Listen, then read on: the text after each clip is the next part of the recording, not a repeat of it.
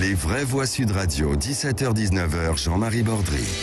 Les vraies voix sur Sud Radio, Laura Tenucci est avec nous, tout comme Philippe Bilger, ainsi que Tom Conan. Tout de suite, hélas, nous parlons de cette épée de Damoclès qui plane au-dessus de notre tête. Faut-il reconfiner d'urgence? C'est le grand débat des vraies voix.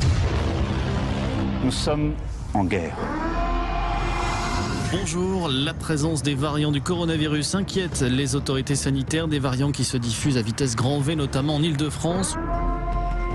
L'ennemi est là, invisible, insaisissable et qui progresse. Et cela requiert notre mobilisation générale. Impossible d'attendre 3 semaines avant de prendre de nouvelles mesures sanitaires. Il faut agir et vite, notamment en reconfinant le pays ou bien en prolongeant les vacances scolaires qui débutent vendredi pour la zone A. Nous sommes en guerre. Sud Radio, les vraies voix. Le débat est ouvert. Jamel Abdelak, qu'on remercie à la réalisation des vraies voix Sud Radio. Effectivement, c'est très angoissant ce genre d'informations, mais il faut quand même souligner la situation. Les variants britanniques ou sud-africains semblent augmenter beaucoup plus vite que prévu, notamment en Île-de-France, l'une des régions les plus touchées par l'épidémie de coronavirus. Rémi Salomon, ce matin, chez nos confrères du service public, président de la commission médicale de l'assistance publique Hôpitaux de Paris, appelle à reconfiner, en tout cas freiner très fort la propagation de ces virus afin d'éviter une circulation hors de contrôle. Bonsoir à vous, Philippe Poindron. Bonsoir. Soyez le bienvenu sur Sud Radio. Merci, vous êtes professeur honoraire de virologie à l'université de Strasbourg. Nous allons reprendre quelques cours avec vous, si vous le permettez, cher Philippe Poindron. De quoi parle-t-on lorsque nous parlons de variants qui sont plus contagieux? D'abord, desquels s'agit-il et lesquels sont présents dans ce pays? Alors, à l'heure actuelle, en France, il y a 2 variants qui circulent. Il y a le variant britannique, notamment en Île-de-France. Je crois qu'on a atteint à peu près 10 à 15% maintenant de contamination.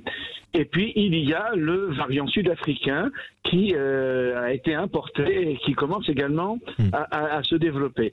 Alors, ce n'est pas que ces variants, semble-t-il, donnent des maladies plus graves, mais ils sont beaucoup plus contagieux. Alors, les variants sont des mutants, hein, et ces mutants ont la particularité de mieux se coller aux cellules qu'ils doivent infecter et de se multiplier plus vite. Donc, ils sont plus infectieux, mais ils ne sont pas forcément plus graves. Donc on n'est pas davantage malade, mais comme il y a plus de malades et qu'il y a toujours plus ou moins la même proportion de malades graves ou de personnes qui risquent d'en décéder, c'est exactement le problème. On a plus de victimes potentiellement. Quelle est la situation aujourd'hui? Est-ce qu'on sait quelle est la meilleure façon d'essayer d'endiguer la prolifération de ces variants? Philippe Poindron. Alors, moi, je vais peut-être casser la baraque, mais la seule solution, me semble-t-il, qu'il eût été bonne de prendre, c'est d'isoler systématiquement les personnes positives. Vous savez, j'ai en tête des photos qui avaient été prises en 1918-1919 lors de la grippe espagnole, et on voit des hôpitaux, des gymnases, des grandes salles dans lesquelles on a mis des lits. Là, aujourd'hui, on pourrait mettre des box, et on peut parfaitement, pour les gens qui sont un petit peu malades, mettre des box, on l'a bien fait pour les vaccinodromes, à côté éventuellement tout ce qu'il faut pour oxygéner les patients. Et vous savez, c'est faire des lazarets, en quelque sorte. Pour vous, c'est ce qui aurait été le plus utile. Ah oui, c'est clair. Et attendre 14 jours, alors pas mettre 50 personnes, mais une 10. Malheureusement, vous conviendrez, Philippe Poindron, que même si c'est la situation que vous auriez jugée la plus raisonnable ou la plus efficace, on n'en prend pas le chemin en France. Absolument. Et on n'en prendra pas le chemin. Non. Donc où en sommes-nous ? Alors, il y a une chose que je préconise, moi, parce que il se trouve que je donne des cours dans un lycée, et dans des classes de terminale, et bien, dans cette classe de terminale, il y a déjà 11 jeunes qui viennent d'être contaminés. Donc, ce qu'il faudrait faire, me semble-t-il, parce que ce sont des grands vecteurs quand ils rentrent chez eux. Ils vivent en famille, confinés. Et donc, ce qu'il aurait fallu faire, et ce qu'il faut faire, c'est détecter systématiquement les jeunes, les adolescents notamment, à partir de 14-15 ans, pour savoir s'ils sont porteurs ou pas. C'est pas qu'ils fassent des maladies très graves, mais en tous les cas, ils sont contaminants, ça, il n'y a aucun doute. Alors, on reviendra avec vous, restez avec nous en direct sur Sud Radio, Philippe Poindron, parce que vous soulevez beaucoup de points intéressants. D'abord, d'après les suggestions que vous nous faites, on en arriverait presque à se demander si le confinement pour tout le monde et à l'aveugle, si j'ose dire, positif ou pas positif, sert à quelque chose, ou alors s'il fait trop de mal que prévu. On va en reparler avec vous, restez avec nous. Philippe Bilger. J'ai eu la grande chance sur une chaîne de télévision d'entendre Monsieur Poindron déjà, et j'ai été frappé par sa sagesse et surtout par la capacité qu'il avait de se faire comprendre, même des gens qui n'y connaissaient rien. Au fond, est-ce que il est...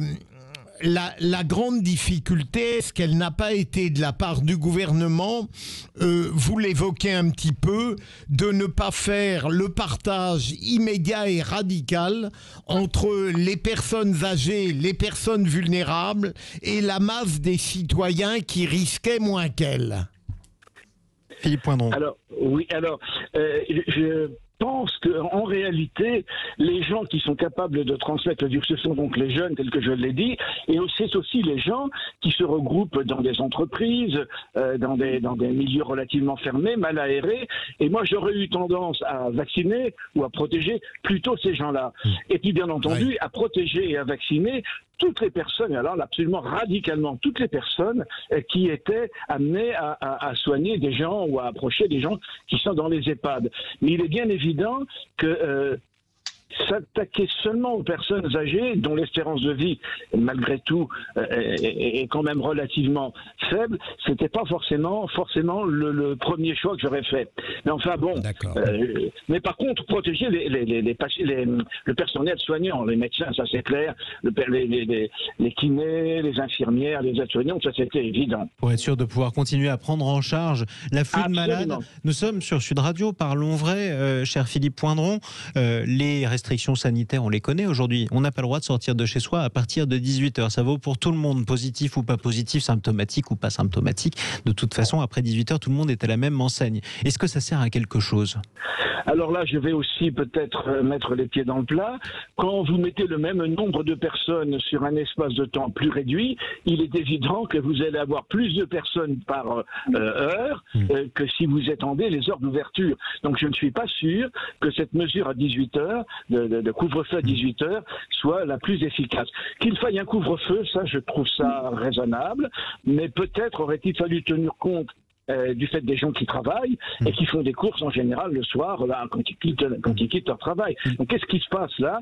C'est que tout le monde se précipite. On a beau mettre des jauges, elles ne sont pas respectées, et donc on va accumuler des gens sur un petit espace de temps, alors que moi j'aurais eu tendance à l'éloigner, à l'élargir un peu plus. À espacer effectivement les horaires de travail ou alors de course. Tom Conan. Non, mais tout ça est absolument passionnant, et effectivement M. Poindron éclaire de façon très nouvelle et renouvelée, je trouve, un petit peu ce débat lancinant. Mais effectivement, je pense qu'on est passé en fait d'une équation qui est toujours très compliquée pour le gouvernement, mais qui était un peu de trouver des mesures un peu standardisées et donc égalitaires un peu pour tout le monde, les mêmes, et donc facilement compréhensible pour tout un chacun, à des choses qui devront aller vers le sur-mesure sans doute. Alors moi j'avais toujours été plutôt choqué par le principe d'une partition, par exemple, de la société entre ceux qui seraient un peu plus âgés, donc auraient des risques plus importants de développer des formes graves, et les autres. Néanmoins là, ce que dit M. Poindron, si je comprends bien en tout cas, c'est plutôt d'isoler ceux qui ont contracté le virus. Donc c'est quand même un autre critère, et ça me semble être quelque chose de quand même beaucoup plus acceptable, parce que j'ai toujours considéré tout de même que encore une fois, en termes de garantie de l'unité nationale et encore une fois d'égalité tout simplement, vu la difficulté quand même dans laquelle les Français se trouvent actuellement, si on disait demain voilà, les plus de 60 ans restez chez vous, les autres par contre tout va bien. C'est pas davantage à l'ordre du jour a priori. Non, en effet. Mais c'est vrai que c'est une question qui avait été soulevée notamment parfois par des médecins, des représentants politiques, des citoyens lambda qui reprochaient au gouvernement d'enfermer la jeunesse et de l'empêcher de travailler, tout en n'enfermant pas forcément ceux qui n'ont pas besoin de sortir pour aller travailler, à savoir les retraités qui sont les plus à risque. Ce serait une bonne ou une mauvaise solution, Philippe Poindron? Alors là aussi, on a des éléments scientifiques très importants sur les personnes à risque. Ce n'est pas parce qu'on est âgé qu'on est systématiquement à risque. Il y a des études scientifiques qui montrent qu'il y a des déterminants génétiques. On sait quels gènes sont impliqués dans la sensibilité. On sait notamment que le récepteur du virus, qu'on appelle ACE2, eh bien, il en existe à peu près 15 à 16 formes.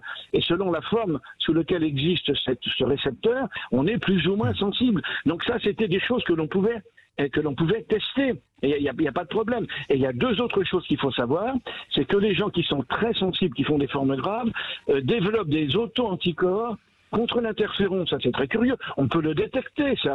J'ai beaucoup travaillé sur l'interféron et ça m'intéresse. Rappelez-nous pour le profane que je suis, la définition d'un interféron, cher Philippe Poindron. Alors, l'interféron, c'est une molécule qui est induite par l'infection virale et qui a pour propriété d'empêcher la multiplication des virus. C'est donc une molécule naturelle produite lors d'une infection virale qui se diffuse et qui va protéger les cellules voisines contre l'infection virale. On sait comment ça fonctionne. Et donc, si vous faites des auto-anticorps contre l'interféron, il ne pourra plus agir contre le virus, c'est évident. Et nous ne sommes donc pas tous, on s'en doutait, mais c'est de plus en plus confirmé, égaux face à ce satané virus. 0826 300 300. Bérangère est avec nous. Bonsoir à vous, Bérangère. Bonsoir. Soyez la bienvenue sur Sud Radio. Vous travaillez à l'hôpital, je crois? Non, je suis en libéral. Vous êtes infirmière libérale, pardonnez-moi. Oui. Infirmière libérale. D'abord, dans quelle région êtes-vous au 0826 300 300, Bérangère? Alors moi, je suis dans le Tarn. Bon, quelle est la situation sur place? Tarn-et-Garonne. Tarn-et-Garonne. Oui. Quelle situation de l'épidémie? Alors pour nous, on est beaucoup plus impacté que l'on ne l'avait été la première fois. Bon, certes, effectivement, la campagne fait que les gens sont quand même espacés les uns des autres au niveau des habitations. Les villages, bon, il y a une majorité de personnes âgées qui ne bougent pas beaucoup. Mais par contre, effectivement, de ce fait, l'éducation et le port du masque et le respect du couvre-feu, c'est très difficile parce que ils partent du principe que ça ne peut pas leur arriver parce qu'on est à la campagne et qu'on a une vie saine, etc. C'est pas vrai, ça. Alors, vous allez répondre, Philippe Poindron. Bien sûr que ça n'est pas vrai, mais il n'empêche qu'on observe quand même effectivement un non-respect du couvre-feu. Et encore, il y a quelques jours, j'ai vu une personne d'un certain âge arriver à la pharmacie sans masque et ne sachant même pas utiliser le distributeur de gel hydroalcoolique. C'est si fréquent que ça? C'est pas non plus, c'est pas tous les jours, mais en tout cas le couvre-feu, oui, ça c'est certain tous les soirs. Moi, ou alors il y a beaucoup de médecins et beaucoup d'infirmières qui travaillent. Beaucoup de personnes qui disposent d'une dérogation pour ne pas respecter le couvre-feu. Faut-il, je vous la pose assez rapidement cette question, d'après vous, reconfiner globalement d'urgence pour freiner la propagation, Bérangère, de ces variants du coronavirus plus contagieux? Alors moi je vous dirais oui. Pourquoi? Parce que en étant en libéral, on voit de plus en plus de difficultés. On voit effectivement les hôpitaux saturés, crier attention, attention, attention. Bon, le problème c'est que si on arrive dans le mur, ça sera trop tard, et que de ce fait, j'ai encore le cas aujourd'hui, lorsque l'on veut effectivement faire prendre en soin une personne qui en a besoin pour autre chose que le Covid, étant donné que les hôpitaux sont saturés, on fait le blocus, c'est-à-dire qu'on ne transporte plus des gens qu'on transportait auparavant. Et donc on est obligé de passer par une médecine de campagne où le patient attend. Il y a une perte de chance pour le patient en fait, encore plus qu'avant. Et donc pour moi, vaut mieux trancher dans le vif une bonne fois pour toutes, pour se donner des chances d'avoir un printemps et peut-être un été peut-être plus serein. Que les jours heureux reviennent, comme l'avait prophétisé à tort le président de la République Emmanuel Macron au terme de la première vague. Merci à vous, ma chère Bérangère. Bon courage à vous, vous qui êtes infirmière libérale entre le Tarn et le Tarn-et-Garonne. On espère que la situation va rester sous contrôle chez vous. Laura Tenoudji, je vous donne la parole dans un instant. Peut-être Philippe Poindron, pour réagir à ce que soulevait Bérangère, parfois les difficultés d'appréhender les règles et les gestes barrières. C'est tout à fait évident. Elle a raison. Quand j'ai dit c'est faux, elle n'a peut-être pas compris que j'approuvais ce qu'elle dit. C'est très difficile. C'est très difficile. Parce qu'effectivement, quand on est à la campagne, on croit que...